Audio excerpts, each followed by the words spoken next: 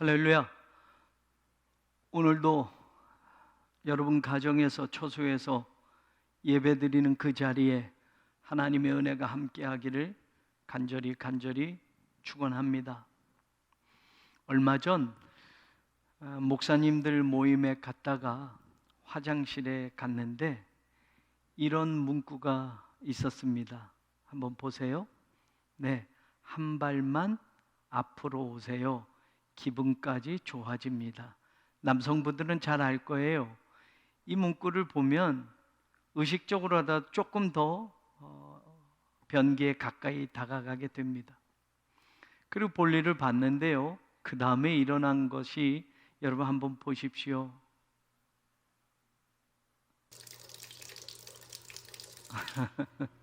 예, 변기에 물이 벽면을 잘 흘러서 내리는 게 아니라 고장이 났는지 물이 마구마구 튀었던 겁니다. 그래서 제 구두와 바지에 이제 그 변기에 물이 튀어서 젖었습니다.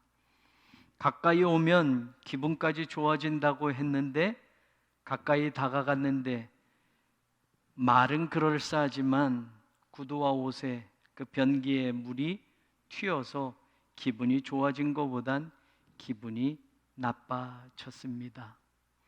여러분, 요즘 우리가 코로나 바이러스의 시대를 살고 있잖아요. 한번 그림을 보세요. 우리가 아는 대로 코로나 하면 그 뜻은 왕관이라는 뜻입니다. 모양은 태양의 대기 구조층인 코로나와 모양이 같고, 또 코로나 바이러스의 모양이 왕관처럼 뾰족뾰족 튀어나온 그런 모양과 같다고 하고, 태양의 대기층인 코로나의 모습과 비슷하다고 해서 이 바이러스의 이름을 코로나라는 이름으로 지어준 겁니다. 여러분, 이름과 모양은 왕관처럼, 또 왕관의 이름으로 라틴어로 왕관이라는 이 이름을 가지고 있는데, 태양의 코로나층의 온도는 무려 그 온도가 100만 도씨가 넘는다고 합니다. 근처에 갈 수가 없는 거죠. 그리고 코로나 바이러스의 왕관처럼 돌기처럼 뾰족뾰족하게 나온 그것은 스파이크 단백질이라고 해서, 그 뾰족뾰족 나온 스파이크 단백질이 숙주세포와 결합이 되면 바이러스가 숙주세포로 빠르게 침투하도록 그것들이 지지해 주므로 감염을 일으키게 한다고 합니다. 누구나 왕관하면 싫어할 사람이 없습니다. 이름과 모양은 왕관이지만 코로나 바이러스는 그것이 한번 우리 몸속에 들어오면 우리의 건강을 해치고 심지어는 죽음까지 위협합니다. 겉으로는 멋진 것처럼 보이지만 안에 실제 내용은 아닙니다. 제가 왜 서두에 이 말씀을 드리느냐? 성경은 마귀의 모습을 이렇게 이야기합니다. 고린도후서 11장 13절에서 15절에 보면, 그런 사람들은 거짓 사도요 속이는 일꾼이니 자기를 그리스도의 사도로 가장하는 자들이니라. 이것은 이상한 일이 아니니라. 사탄도 자기를 광명의 천사로 가장하나니, 그러므로 사탄의 일꾼들도 자기를 의의 일꾼으로 가장하는 것이 또한 대단한 일이 아니니라. 성경은 이렇게 기록합니다. 13절 거짓 사도, 사도라는 말은 하나님의 일을 하는 종들 아닙니까? 좋은데 그 사도 앞에 거짓이 붙어 있습니다. 일꾼이라고 하는 것은 의미가 좋습니다. 그런데 그 앞에 속이는 이라는 것이 붙어 있습니다. 그리스도의 사도라는 건 굉장히 좋습니다. 그런데 가장된 그리스도의 사도라고 말합니다. 광명한 천사, 맞아요, 좋습니다. 그런데 사탄이 광명한 천사로 가장했다라고 성경은 말합니다. 사탄의 일꾼들이 사탄의 일꾼 모습이 아니라 의의 일꾼으로 가장했다라고 성경은 이야기합니다. 이 가장하다라는 히라보 단어가 변장하다, 모양을 바꾸다라는 동사에서 나온 말입니다. 그러니 모양만 바꾸고 모양만 변장한 겁니다. 자기의 진짜 모습은 바뀌지 않은 채 겉으로만 자신을 다르게 위장하거나 모습을 바꾸어 놓았다라는 말입니다. 왜 사탄은 자신을 변장하고 가장할까요? 왜 겉모양만 바꾸어서 사람들을 찾아올까요? 속이려고 하는 겁니다. 유혹하려고 하는 겁니다. 오늘도 사탄은 광명한 천사로 가장해서 교회를 속이고 성도를 속입니다. 세상의 것들을 가지고 유혹하고 시험하면서 하나님의 사람들을 하나님에게서 멀어지게 만듭니다. 하나님의 사람들이 하나님의 일을 하지 못하도록 만들고 그 일을 그르치게 만드는 것이 사탄입니다. 변장했으니, 겉으론 광명한 천사처럼 꾸몄으니, 사탄의 일꾼도 의의 일꾼처럼 가장했으니 사람들이 속아 넘어가는 겁니다. 사람들이 그 시험에 빠지는 겁니다. 오늘 본문은 우리가 너무나도 잘 알고 있는 예수님이 마귀에게 시험을 받으시는 내용입니다. 마귀가 감히 예수님을 시험할까? 오늘 성경은 마귀가 예수님을 시험했다라고 나옵니다. 그 시험의 내용을 들여다보면 우리에게도 당연히 그럴 수 있다는 걸 알게 됩니다. 사탄이 예수님을 시험하고 예수님을 유혹했다고 한다면 우리는 예외가 될 수 없습니다. 그러니 속이고 위장하고 가장해서 광명한 천사처럼 교회 안으로 들어오고 의의 일꾼처럼 속이며 성도들 틈에 섞여 있는 사탄, 그리고 그의 활동들을 오늘 예수님의 시험 내용을 보면서 저는 생각해 보려고 합니다. 첫 번째 시험은 우리가 잘 아는 대로 3절에 예수님이 40일 동안 금식을 하고 나자 예수님에게 찾아와서 네가 만약 하나님의 아들이거든 돌을 떡으로 만들어 봐라 라고 이야기합니다. 여러분, 사탄의 이 말을 한번 생각해 보십시다. 네가 만약 하나님의 아들이거든, 사탄이 예수님이 하나님의 아들인 줄 모를까요? 압니다. 복음서에 나오는 걸 보면 사탄은 예수님이 누군지 정확하게 알고 있습니다. 그러니 여러분, 네가 만약 하나님의 아들이거든, 몰라서가 아닙니다. 하나님의 아들인 줄 분명히 알고 있습니다. 돌들로 떡이 되게 해봐라. 예수님이 그런 능력이 있을까요? 없을까요? 있습니다. 돌로 떡을 만드실 수 있습니다. 마귀도 알고 있는 사실입니다. 그런데 이런 시험의 의미가 무엇일까요? 하나님의 아들인 줄 알고 돌로 떡을 만들 수 있는 능력이 예수님에게 있는 줄도 분명히 아는데 왜 마귀는 이런 시험을 하고 있을까요? 성경 2절은 예수님이 40일 금식을 하고 줄이신지라 라고 되어 있습니다. 개인적으로 40일 금식은 저는 해보지 못했지만 일주일을 꼬박 금식해봤습니다. 예전에도 여러분들에게 말씀드린 것처럼 일주일 동안 기도하고 성경을 보면서, 그때는 기도원을 가지 않고 일상생활을 하면서 한 주간을 금식을 했었습니다. 기도하고 성경을 보면서 은혜도 받았지만 그 금식하는 기간 동안 사실은 금식만 끝나면 뭐 먹어야지 그런 생각도 사실은 제 속에 있었습니다. 우리가 인생을 살면서 기본적인 욕구가 있는데 사람이 굶으면, 먹지 못하면 다른 어떤 욕구들보다 식욕의 욕구는 강력하게 나타납니다. 육신을 입고 이 땅에 오신 예수님도 배고픔에 대한 그 표현들이 성경에 시장하신지라 줄이신지라 라는 것으로 나타납니다. 육신을 입고 오셨기에 당연히 배고픔도 예수님에게 있습니다. 마귀는 40일 동안 금식하신 예수님도 육신적인 배고픔이 힘들 것이라는 걸 압니다. 그래서 굳이 고생할 필요 뭐 있어? 당신이 하나님의 아들인데 이 수많은 돌들 떡이 되게, 그래서 배고픔을 해결할 수 있지 않겠느냐라고 예수님에게 다가와 말을 건네는 겁니다. 하나님의 아들이라는 사실과 배고픔이라는 현실의 상황에서 예수님은 사탄의 시험을 어떻게 이기셨나요? 사람이 떡으로만 살 것이 아니라 하나님의 입으로부터 나오는 모든 말씀으로 살 것이다 라고 이야기하셨습니다. 사실 우리는 배부를 때는 이런 말씀 들으면 yes, 아멘, 아멘 하지요. 사람이 떡으로 사는 게 아니고 하나님의 말씀으로 사는 거야. 배부를 때는 아멘이 나와요. 그런데 40일을 예수님처럼 아무것도 먹지 않는 상황에서 오늘 사람이 떡으로만 살 게 아니요 하나님의 입으로부터 나오는 모든 말씀으로 살 것이라, 이 말씀을 듣는다면 40일 동안 아무것도 먹지 못해서 너무 배고픈데 이 말씀에 아멘 할 수 있는 사람이 과연 몇 명이나 될까요? 배고픔의 현실과 그런 인생의 상황 속에서도 하나님의 자녀들은 떡이 아니라 하나님의 말씀이 우리의 삶의 최고의 가치가 될 수 있어야 합니다. 예수님이 사탄의 시험을 물리치시면서 하신 이 말씀은 사실 신명기 8장 2절에서 3절에 나오는 말씀입니다. 그 말씀이 어떤 뜻인지 한번 보십시다.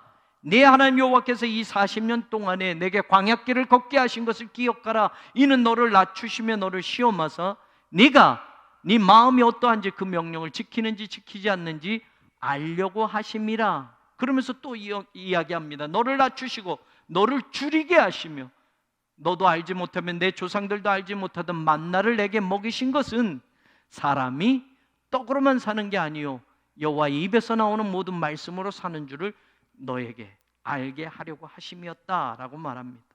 40년 동안 광야길에서 배고프게 하신 것은 하나님의 말씀, 하나님의 명령을 지키는지 안 지키는지 시험하면서 매일매일 하루밖에 먹을 수 없는 만나를 주시면서 사람이 떡으로 사는 게 아니라 하나님이 주신 말씀을 믿고 살아가는 것이라는 것을 알게 하려고 하셨다고 하나님이 말씀하시는 것을 예수님이 구약을 인용해서 지금 말하는 겁니다.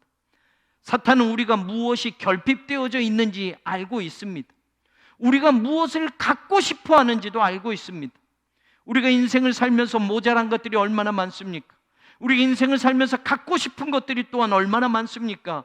그것들이 없으면, 그것들이 내 인생에 결핍되어져 있으면 우리는 그것에 대한 욕망, 소유에 대한 욕심을 버리지 못합니다. 돈이 많았으면 좋겠습니다. 권력을 가지고 살아봤으면 좋겠습니다. 육신적인 쾌락도 즐기면서 살아봤으면 좋겠습니다. 명예도 얻고 살아봤으면 좋겠습니다. 이게 사실 우리 인간의 욕구 가운데, 우리 인간의 삶 가운데 우리들이 가지고 싶은 것들입니다. 이스라엘 백성들이 광야 40년을 걸어가면서 그들이 소유에 대한 욕심, 금덩어리나 폐물이나 돈 같은 것을 하나님 안 주셨다고 원망했나요? 광야길 40년을 걸어가면서 번듯한 집 한 채 안 주셨다고 그들이 불평했나요? 아니에요. 가장 결핍된 것, 광야길 40년을 걸어가면서 가장 필요하고 가장 모자란 것들은 먹을 물과 음식이었습니다. 광야에선 집이 없는 것, 광야에선 금덩어리를 가지고 살지 못하는 것은 문제가 되지 않습니다. 먹을 것이 결핍되어졌다는 건 당장에 죽는 겁니다. 육신적인 그 욕구의 결핍은 신앙도 집어던지고 믿음도 패대기 치면서 원망하고 불평하게 만들어 놓습니다. 이스라엘 백성들과 우리는 사실 다른 게 하나도 없습니다. 지금도 마찬가지 아닙니까? 우리가 살면서 육신적인 결핍이 인생의 커다란 문제가 된다고 생각하고 있지, 신앙적인 결핍이 인생의 큰 문제라고 생각하지는 않습니다. 당장 이번 달 생활비가 모자라고 승용차가 없어서 어린 자녀들과 대중교통을 타고 다니는 게 불편하고 힘든 것이지, 집이 없어서 전세나 월세를 내면서 옮겨 다녀야 하는 것, 그것이 고통이지, 성경 읽지 못해서, 예배드리지 못해서, 매일 규칙적으로 기도하지 못해서 이런 영적인 결핍 때문에 우리가 사는 게 힘듭니다, 어렵습니다라고 하나님 앞에 이야기하나요? 아니에요. 이스라엘 백성들과 똑같습니다.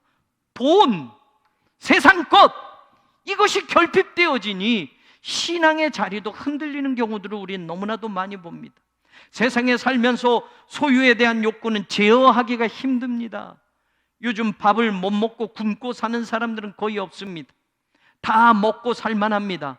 먹는 것에 대한 기본적인 그 욕구가 해결되면 그 다음에 끝나느냐? 아닙니다. 소유에 대한 욕구, 그리고 육신적인 즐거움에 대한 그런 욕구, 명예나 권력에 대한 욕구가 우리 인생의 또 다른 주인처럼 자리를 차지하고 들어옵니다. 그렇게 되면 우리가 교회를 다니고 하나님을 믿는다 해도 이스라엘 백성들처럼 우리의 신앙과 믿음은 우리의 욕구를 만족시키고 거기에 머물러 사는 것이 하나님의 축복이라고 생각하게 하면서 우선순위를 바꾸어 놓게 만듭니다. 그렇게 되면 우리의 욕구와 우리가 바라는 것들이 인생의 목적이 되게 하고 하나님은 수단이 되게 만들어 버립니다. 떡이 주는 배부름에 익숙해진 육신적인 삶이 신앙의 축복이고 결과라고 생각하는 사람들은 배고픈 현실, 고달픈 인생길을 걸어가야 하는 상황이 우리에 찾아오면 하나님의 말씀이 주는 신비한 힘, 그 능력을 가지고 풀어내는 높은 차원의 신앙의 공식을 절대로 풀지 못하고 참된 인생의 답을 찾지 못하게 되는 것입니다. 예수님의 제자들도 예수님을 따라가는 목적이 예루살렘에만 들어가서 다윗의 왕권을 예수님이 회복하면 그 왕자의 자리에 앉으면 내가 왼편, 내가 오른편의 자리에 차지할 것이야 라고 생각했기 때문에 고난의 종으로 십자가를 지시고 골고다로 올라가시는 예수님의 그 길은 따라갈 수 없이 모두 도망치고 말았던 겁니다.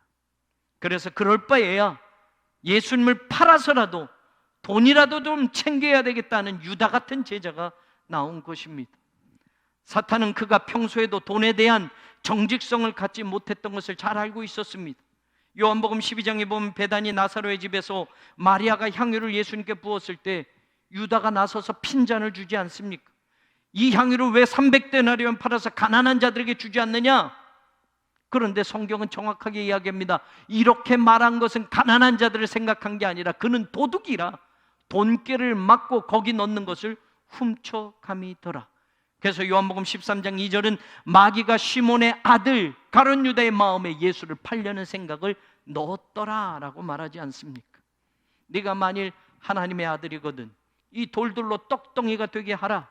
사탄의 첫 번째 시험을 이기는 해답은 하나님의 아들들이 돌로 떡을 만드는 것을 보여줌으로 돌로 떡을 만들어서 배고픔을 해결해 보임에 끼는 것이 아니라 돌밖에 없는 광야길에서 40일을 굶주려 모든 돌이 떡처럼 보일 만큼 배고픈 현실이 되어도 떡보다 하나님의 말씀의 가치를 더 중요하고 더 높게 여기며 사는 데에 있다라는 것을 예수님은 이 첫 번째 시험을 이겨내시면서 우리에게 가르쳐 주셨던 겁니다.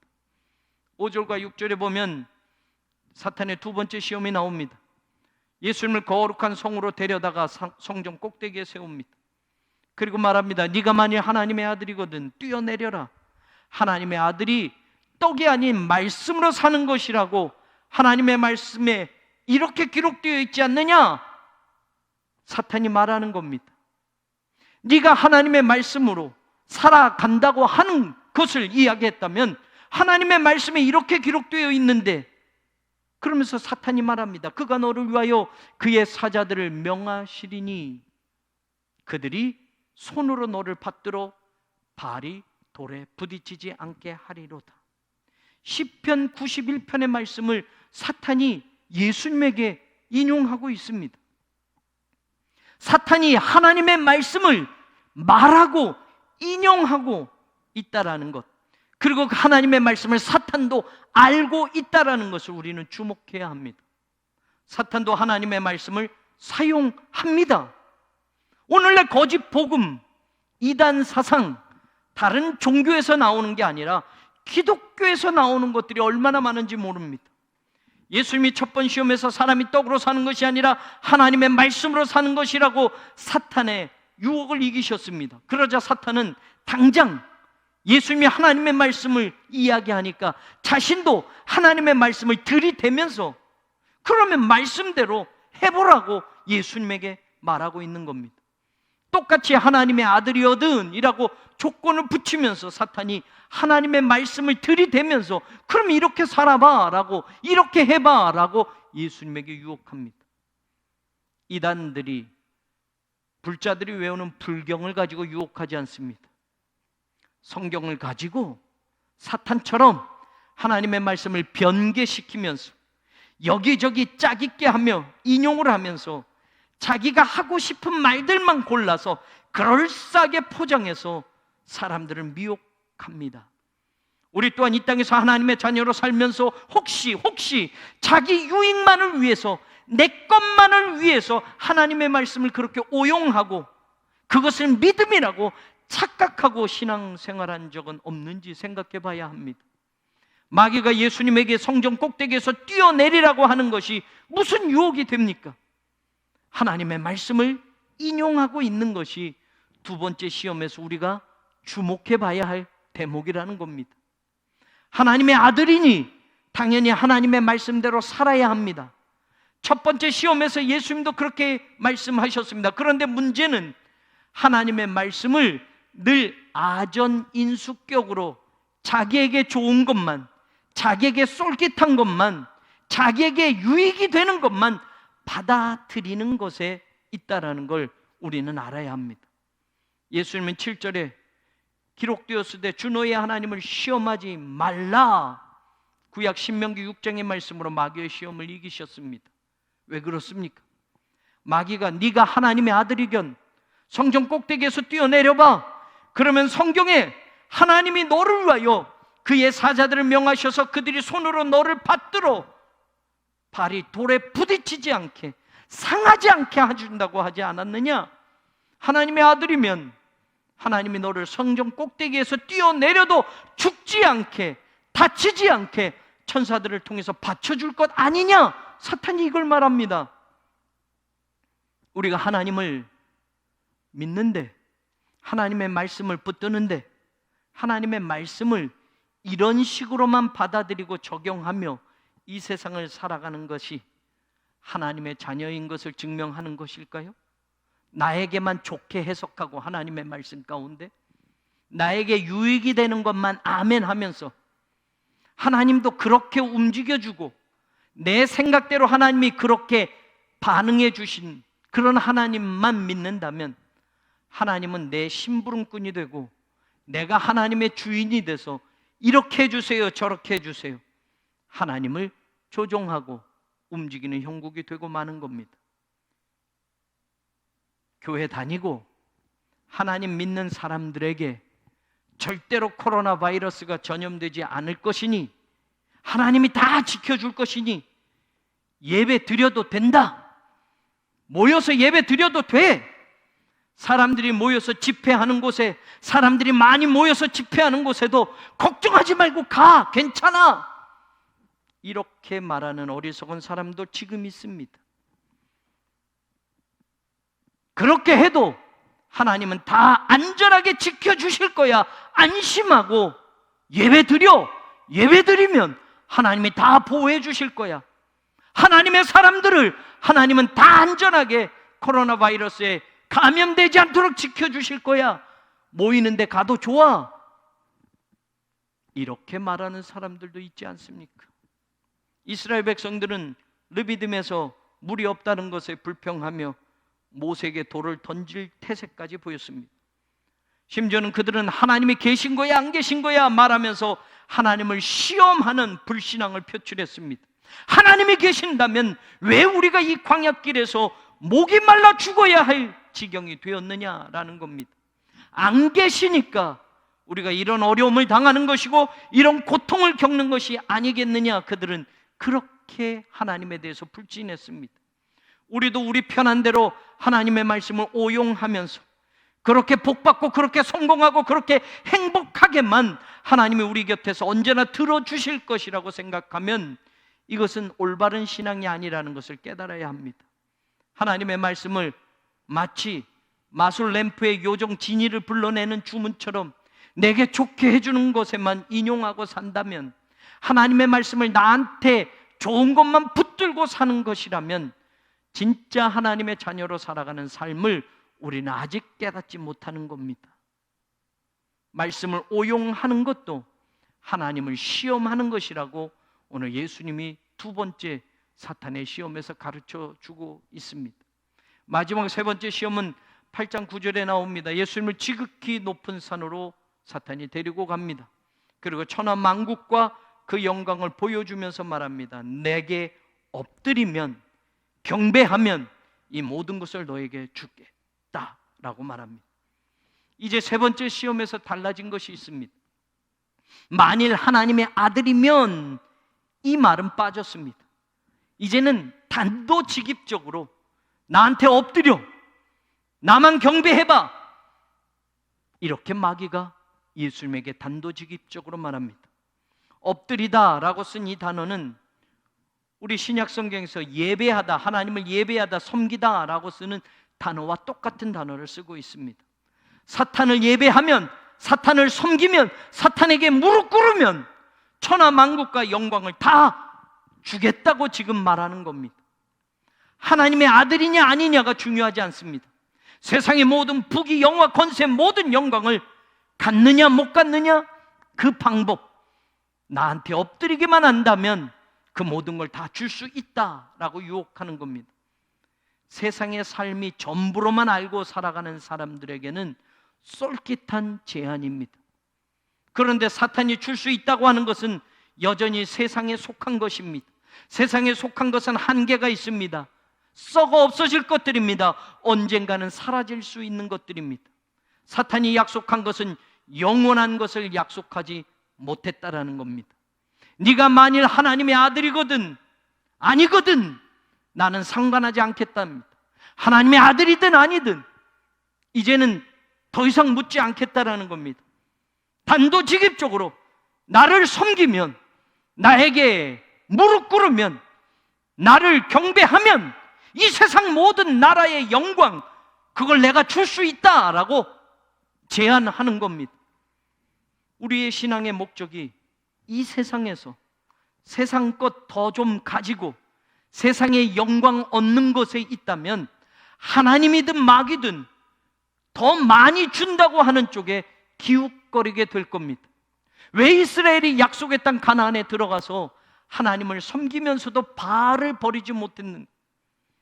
바알은 세상의 풍요를 가져다 주는 신으로 가나안 사람들이 믿었기 때문입니다. 가나안에 정착하면서 생소한 농경 문화 속에서 살게 된 이스라엘 사람들은 자연스럽게 바알을 섬기고 사는 것에 친숙해졌습니다. 오늘날 21세기 물질 만능주의 시대를 살아가고 있는 현대 사회에서도 세상의 문화, 가치관, 그 모든 삶의 양태들이 수시로 우리 신앙에 타협해 들어오고 있는 것이 사실입니다. 그렇게 꼭 하나님의 말씀 유별나게 믿어야 하냐고, 그렇게 꼭 교회에 빠지지 않고 나가야 하냐고, 그렇게 꼭 하나님의 자녀처럼 살 필요가 뭐가 있느냐고.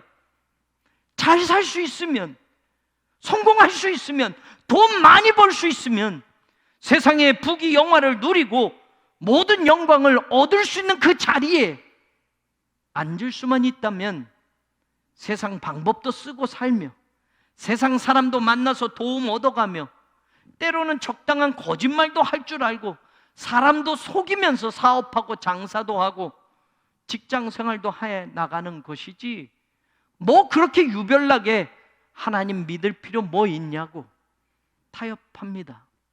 그래 일요일 교회 가는 거 좋아. 그런데 교회에서 들은 하나님의 말씀은 거기서 다 잊어버리고 와. 그리고 한 주간은 네가 바라는 대로, 네가 원하는 대로 한번 살아봐. 그게 더 이 세상을 잘 살게 하는 방법이 될 거야. 예수 믿는 거 좋아. 그러나 예수는 닮지 마. 사탄은 지금도 계속해서 세상의 문화와 가치가 하나님의 말씀보다 더 중요한 것으로 우리로 하여금 자리하게 만들고, 그것들이 하나님의 말씀과 적당하게 버무려져서 혼용이 되어서 세상 것들 더 많이 가지고 살아가는 것이 하나님의 축복이라고, 신앙생활의 결과라고 생각하게 만들며 유혹하고 있는 것이 사실입니다. 교회와 성도들이 그런 인생을 신앙과 믿음의 자리에 합리화시키면서 선택하고 살아가는 것이 당연한 것처럼 여기게 만들어 간다라는 겁니다. 그런 사탄에게 예수님은 사탄아 물러가라 외치시며 세 번째 이 시험도 이기십니다. 기록되었으되 주 너의 하나님께 경배하고 다만 그분을 섬겨라. 하나님만 섬겨라. 하나님만 예배하라. 사탄이 나에게 경배하면이라는 똑같은 단어가 여기 쓰여지고, 한 가지 더 예배와 관계되는 라트리오라는 단어가 또 쓰여집니다. 그런데 예수님은 강조하는 것이 그겁니다. 오직, 다만, 모노라는 히라보가 여기에 나옵니다. 오직 하나님만, 오직 하나님만 예배하고 하나님만 섬겨라. 하나님 외에는 그 어느 누구도 경배하거나 섬겨서는 안 된다라는 분명한 신앙을 예수님은 강조하셨습니다. 어떤 세상의 이득이나 세상의 성공이 보장된다고 할지라도 하나님 이외에 어떤 것을 섬기거나 그것 앞에 엎드리게 된다면 그 삶은 하나님의 자녀로 살아가는 삶이 되지 못한다라는 말씀입니다. 예배의 대상이나 예배드리는 목적은 오직 하나님뿐이라는 것을 예수님이 말씀하신 겁니다. 지금 우리가 하나님께 예배는 드리지만 그 예배의 목적이 하나님이 아니고 세상의 영광과 세상의 것들을 더 얻기 위함에 있다고 한다면 그 예배는 진정한 예배가 될 수 없습니다. 우리 예배는 장독대에서 정한수 떠놓고 잘되게 해달라고 비는 것과 같지 않습니다. 우리 예배는 불상 앞에서 무릎하기 멍이 들도록 절하면서 복을 비는 절간의 예불과 같지 않습니다. 마귀는 이 시험을 이용해 십자가를 통하지 말고 세상의 모든 영광을 얻을 수 있는 길이 있지 않느냐고 예수님께 강교한 제안을 하고 있는 것인지도 모르겠습니다. 굳이 그 어렵고 아프고 힘든 고난의 길을 걸어가면서 영광을 얻으려고 할 필요가 뭐 있겠느냐. 오늘 교회도 그렇게 유혹하고 성도들도 그렇게 유혹하고 있는지 모릅니다. 굳이 그것까지 예수님 닮을 필요가 뭐가 있겠느냐고. 나한테 절 한 번 하면 필요한 거 다 줄 터인데, 세상의 영광 다 너에게 넘겨줄 텐데 굳이 그렇게 할 필요가 뭐 있느냐고. 마태복음 16장에 예수님은 당신이 예루살렘에 올라가서 많은 고난을 받고 죽임을 당하고 3일 만에 살아날 것을 제자들에게 말씀하십니다. 그때 예수님의 제자 베드로가 막지 않습니까? 주여 그리 마옵소서. 그 일이 결코 주님께 미치지 아니하리이다 라고 베드로가 말했을 때 예수님은 사탄아 내 뒤로 물러가라 라고 말했습니다. 휘파하게 사탄아, 이 말이 오늘 마지막 세 번째 시험을 이기실 때도 예수님이 사탄에게 명령합니다. 휘파하게 사탄아 내 뒤로 물러가라. 예수님이 오늘도 이렇게 말씀하셨습니다. 우리의 믿음이나 신앙이 하나님에 대한 믿음을 세상의 것과 같은 것으로 바꾸어가고 있지는 않는가 경계해야만 합니다. 예수님이 세상의 것만을 위해 오셨다면 굳이 목수의 아들로 태어나실 이유가 없습니다. 태어나자마자 말구에 누워 계실 필요도 없습니다. 굳이 십자가를 지고 골고다의 길을 올라가실 필요도 없었습니다. 내 뜻대로 마시고 아버지의 뜻대로 되기를 기도하실 필요도 없었습니다. 예수님은 세상 영광을 구하러 오신 분이 아니었습니다. 오늘 하나님의 자녀인 우리에게 주님은 이 시험을 이기시고 말씀하십니다. 떡으로만 사는 것이 아니라 하나님의 말씀으로 살아야 한다. 어떤 경우에도 하나님의 말씀을 이기적으로 오용하고 하나님을 시험해서는 안 된다. 세상의 것과 하나님 신앙을 바꾸지 말고 오직 하나님만 예배하고 하나님만 섬기며 살아야 한다. 세 번 모두 하나님의 말씀으로 예수님은 사탄의 시험을 물리치셨습니다. 광명한 천사로 가장하고 우리 삶의 가장 가까운 곳까지 다가와서 유혹하는 그 사탄을 하나님의 말씀으로 물리치는 성도들이 되십시오. 지금 힘들고 어려운 인생의 환경과 조건 속에서라도 진토에 내 영혼이 붙었을지라도 주의 말씀대로 살아나리라 고백하며 오늘 하나님의 말씀을 붙잡고 다시 일어나십시오. 코로나 바이러스로 힘들고 어렵고 제한된 삶을 살아가는 우리들에게 하나님 주시는 회복과 살리시는 소생의 역사가 분명히 나타나게 될 줄로 믿습니다. 하나님, 광명한 천사로 의의 일꾼처럼 가장에서 우리 삶 가장 가까운 곳에 다가와 우리를 유혹하고 시험하는 사탄을 이길 수 있게 하여 주옵소서. 세상에 살면서 세상 것만 전부인 채로 살다가 하나님의 말씀으로 승리하는 삶을 놓칠까 두려우니 하나님의 말씀으로 다시 일어서게 하시고 하나님의 말씀으로만 우리의 시험과 우리의 유혹들을 물리치며 지금 힘들고 어려운 이 삶에 신앙의 본질을 회복하는 우리 모두가 되게 하여 주옵소서.